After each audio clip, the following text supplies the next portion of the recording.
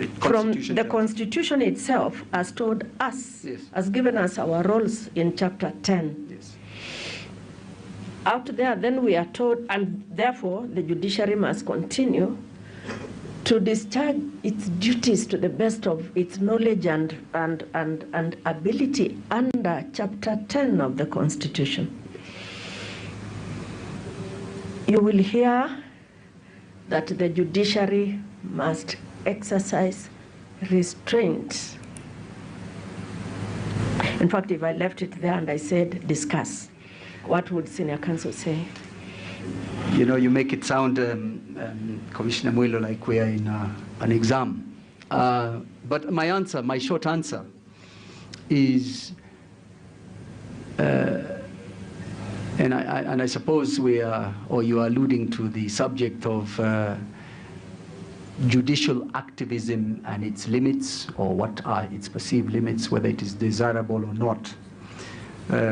But my short answer is this.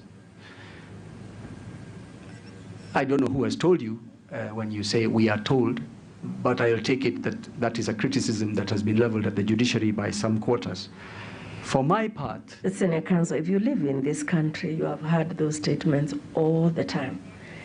That the judiciary is doing things that are not theirs, they should not annul laws, they must not... Remember, we are covering a certain topic. They must not legislate from the bar, they must from the bench, etc. There must not be activists, they must exercise restraint. That is as simple as I can make it, Senior Counsel. You know, perhaps I'll answer it by answering a question that I had expected Madam Chair to ask me for, as I started. What is my judicial philosophy? Then that way I will give you an answer that stands in a certain position. That is the topic that we are covering right now. That actually is my area. Madam, I will answer your question in the way that I see fit. So okay, please give me a bit of time.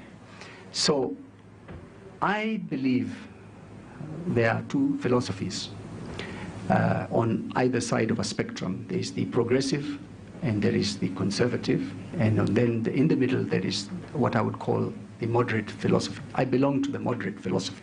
So in answer to your question, too much of either side is not good. Too much conservatism, too much progressive interpretation is not good. In the positive spectrum, a judge supplants his personal, political, or other views on his interpretation of the law, and you get a situation where you start at point A and you end up so far away that when you look at the section or the article that is under consideration, you can't recognize it. So, to the phrase, there should be judicial restraint, I subscribe, in the sense that one must limit themselves to the limits provided under the Constitution.